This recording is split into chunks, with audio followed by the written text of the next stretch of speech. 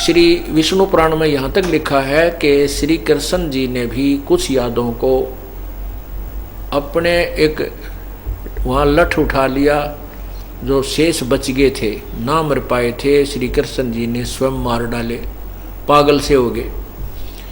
कहते हैं उसको पता ही नहीं क्या हो रहा है, ऐसा भयंकर रूप धारण कर लिया, श्री कृष्ण जी ने भी मार डाले। और स्वयं जब सभी नष्ट हो लिया, एक वृक्ष के नीचे जाकर लेट गई। वही शिकारी जिसने उस कढ़ाई के कड़े का, उस हैंडल का विषाक्त तीर बनवाया था, उसी तीर को लिए वो शिकारी घूम रहा है सारा दिन। दोपहर के 12-1 बज गया, उसको कोई भी शिकार नहीं मिला। अब वो बिल्कुल तत्पर लिए हुए अपने उस कि अब तो इसको प्रयोग करूंगा। अंत में जब कोई शिकार नहीं मिल रहा है तो उसने वही तीर तान लिया जो जहर से बुझा रखा था, और ऐसे देखता हुआ घूम रहा है। अब क्या देखता है कि जिस वृक्ष के नीचे श्री कृष्ण जी लेटे हुए थे, विश्राम कर रहे थे, उस वृक्ष की जुर्मट यानी उसकी टहनियां नीचे को इतनी झुकी हुई थी कि जमीन को छू रही थी। एक तरफ से उसमें प्रवेश करने का रास्ता था। बहुत गहन छाया थी। शिकारी ने सोचा इस वृक्ष के नीचे चल के विश्राम करता हूं। जब उसकी तरफ चला तो क्या देखा कि श्री कृष्ण जी के पैर में एक पद्म था, नेचुरल, कुदरती। वो पद्म कैसा होता है, जैसे तिल होता है, तिल, काला तिल हो कैसा, तो इसी प्रकार वो एक सफेद बहुत चमकीली धातु सा अंदर से ऐसा ही फिट होता है काया में, शरीर में, उस तिल की तरह मुछ समझ लो, मुछ होता है।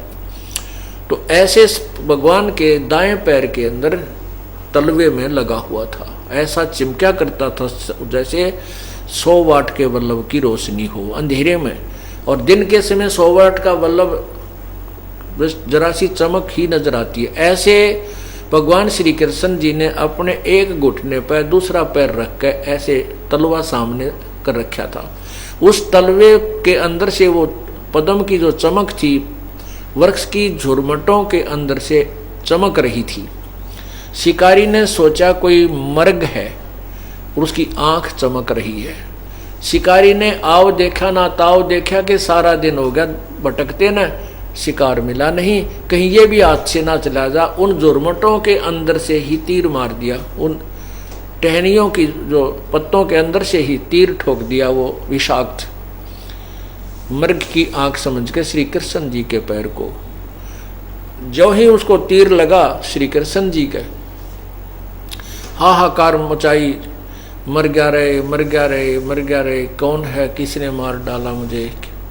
तब उस शिकारी के हाथ पैर फूल गई तो कोई मनुष्य मर गया, ये तो कोई व्यक्ति की मृत्यु हो गई, कोई आसपास घूम रहा होगा। दूसरी साइड से जाकर देखा तो उसमें तो देखा कि द्वारकाधीश श्री कृष्ण जी तड़फ रहे हैं और पैर में वो तीर लगा हुआ है। तब वो शिकारी हाथ करबद्ध होकर के क्षमा याचना करता है, हे राजन, मेरे से भूल होगी, मैंने जानबूझकर नहीं मारा, मेरे से धोखा हो गया, मुझे माफ कर दो। तब श्री कृष्ण जी कहते हैं कि भाई तेरे से कोई धोखा नहीं हुआ, ये तेरा और मेरा कोई पिछले जन्म का अकाउंट शेष रह रहा था, कोई बैलेंस था, ये हिसाब किताब अब चुकता हो गया, अब बैलेंस हो गया। अब वो शिकारी कहता है कि हे भगवान, मैं एक गरीब व्यक्ति, जंगली व्यक्ति, और आप एक राजा, आपका और मेरा के अकाउंट था, कौन सा हिसाब था, क्या मैं जान सकता हूँ। तब श्री कृष्ण जी ने कहा कि त्रेता युग में मैं श्री रामचंद्र रूप में आया था, उसमें मैंने तुझे, तो बाली का भाई सुग्रीव का भाई तू बाली था, और तो इतना बलवान था कि तेरे सामने कोई भी टिकने वाला नहीं था, सामने वाले की आदि शक्ति तेरे अंदर समा जाती थी, तूने ऐसी भक्ति करके ऐसी सिद्धि प्राप्त कर रखी थी। उसने मैंने तुझे धोखा देकर मारा था, एक पेड़ की ओट में खड़ा होकर के मैंने तुझे तीर मारा था, मैं तेरे सामने नहीं टिक सका था। अब वही जो धोखा मैंने तेरे साथ किया था, आज तूने मेरे साथ उसी धोखे का बदला ले लिया। आज मेरी मृत्यु तेरे हाथ से इसीलिए हुई है।